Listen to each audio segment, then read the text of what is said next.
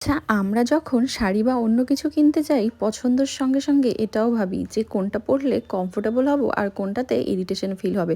তাহলে এটার ক্ষেত্রে কেন নয় বলো তো? আমিও সেই কমফোর্টেবল জিনিসটা খুঁজতে গিয়েই বাজারে অনেক ধরনের স্যানিটারি ন্যাপকিন ইউজ করেছি, কিন্তু যবে থেকে এটা ইউজ করেছি তারপরে অন্য কোনো স্যানিটারি ন্যাপকিনের কথা আমি তো ভাবতেই পারি না।